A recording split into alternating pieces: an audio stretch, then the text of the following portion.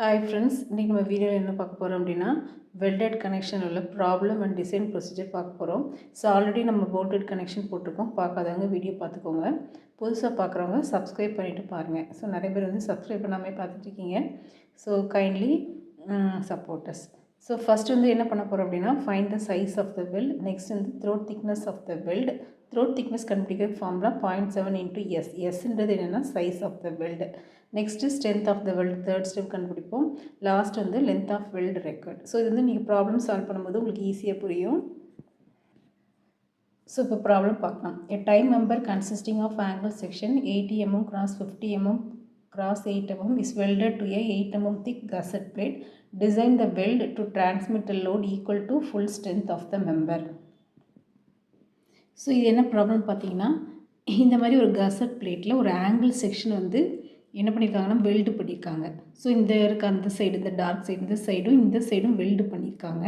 So ப்ராப்ளத்தில் என்ன கேட்டிருக்காங்கன்னா, இந்த மாதிரி வெல்டு பண்ணியிருக்குல்ல, அப்போ வந்து ஸோ இந்த லாங்கிட்யூட் செக்ஷன் பார்க்கும்போது இப்படி இருக்கும். இந்த வெல்டு வந்து இப்படி இருக்குமா, இங்கேயும் வெல்டு இருக்குது சரியா, இங்கேயும் வெல்டு இருக்குது.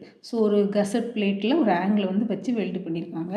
இப்போ what is the length of வெல்டுன்னு கேட்டிருக்காங்க. அப்போ length of weld L1 L2 வந்து நம்ம இந்த ப்ராப்ளத்தில் கண்டுபிடிக்க போகிறோம். ஸோ இதுதான் வந்து உங்களுக்கு ஆங்கிள் செக்ஷன். ஸோ சைஸ் கொடுத்துருக்காங்க பாருங்கள். ஒரு லெக் வந்து 80 mm இருக்கும். ஆங்கிள் செக்ஷனாக எல் ஷேப்பில் இருக்கும். இன்னொரு லெக் வந்து 50 mm. அந்த ஆங்கிளோட திக்னஸ் வந்து 8 mm. ஸோ இந்த ப்ராப்ளம் சால்வ் பண்ணுறதுக்கு உங்களுக்கு ஸ்டீல் டேபிள்ஸ் வந்து உங்களுக்கு வேணும்.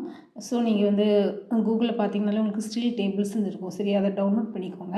ஸோ அதில் வந்து இந்த ஆங்கிள் செக்ஷன் எடுத்துக்கணும். ISA 80x50x8 mm. இதை எடுத்திங்கன்னா அந்த ஆங்கிள் செக்ஷனுக்கு ஏரியா வந்து அதிலே கொடுத்துருப்பாங்க.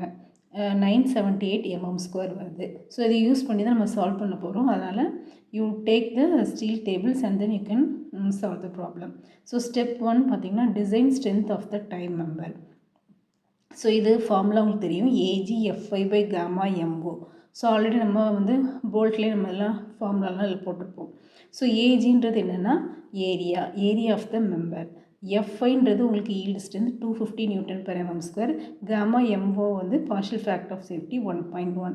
ஸோ இதை சப்ஸ்டியூட் பண்ணிங்கன்னா உங்களுக்கு இந்த வேல்யூ கிடச்சிரும். ஸோ இது எதுக்கு யூஸ் பண்ணுறோன்னா, இந்த டிசைன் ஸ்ட்ரென்த்தை வச்சு தான் நம்ம என்ன பண்ண போகிறோம்னா லென்த் ஆஃப் வெல்டு வந்து நம்ம கண்டுபிடிக்கிறோம். ஸோ அதுக்காக தான் ஃபஸ்ட் ஸ்டெப் வந்து design strength of the time member கண்டுபிடிக்கிறோம்.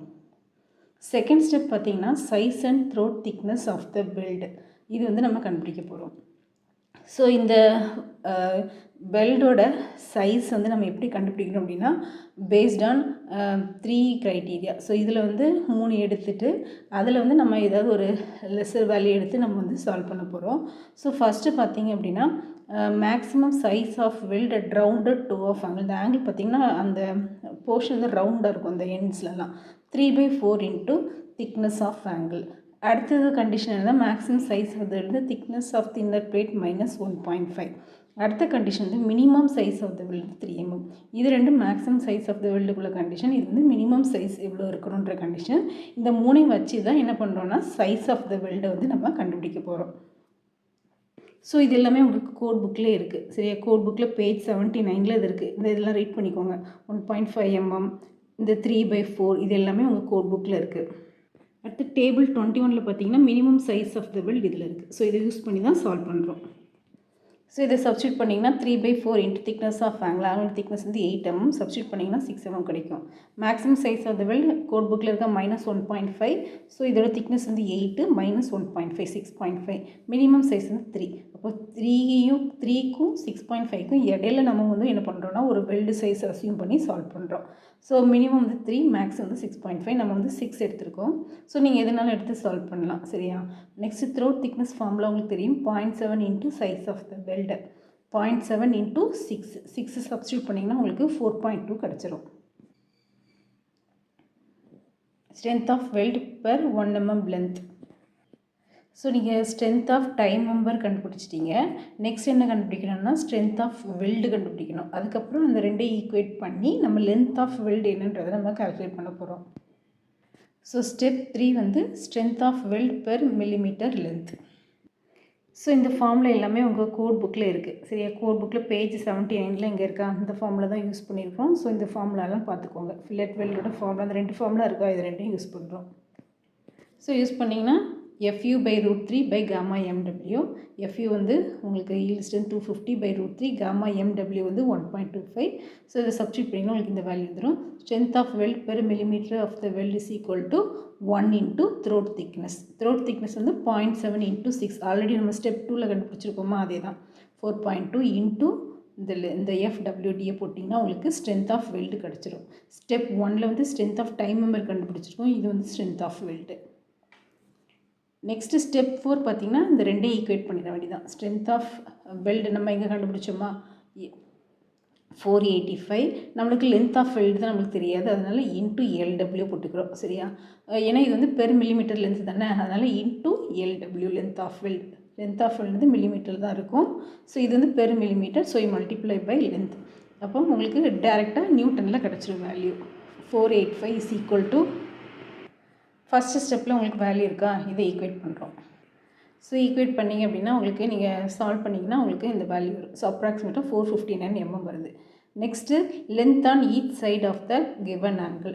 ஸோ L1 L2 என்னன்றது நம்ம கண்டுபிடிக்க போகிறோம். ஸோ என்ன பண்ணுறீங்க அப்படின்னா உங்களுடைய ஸ்டீல் டேபிள்ஸில் CXXன்னு ஒரு வேல்யூ இருக்கும். சரியா, so CG of the angle வந்து இந்த வேல்யூக்கு வந்து 27.3 mm உங்களுக்கு ஸ்டீல் டேபிள்ஸில் இருக்கும். ஸோ அதை எடுத்துக்கிறோம். அப்போ L1 into 27.3.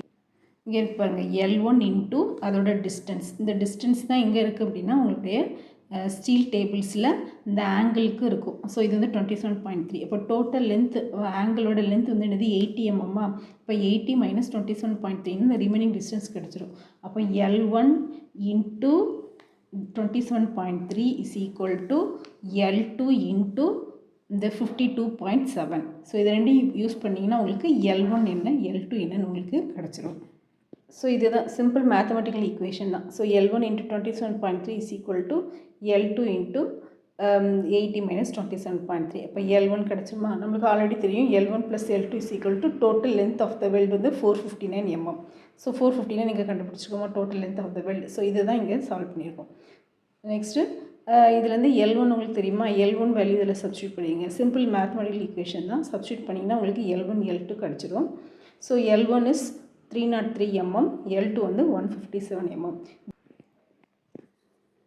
So L1 L2 கண்டுபிடிச்சிருமா, L1 303, L2 வந்து 157. therefore provide 6 mm length of weld at L1 வந்து at the top and L2 at the bottom. If you like this video, please subscribe our channel and follow our channel.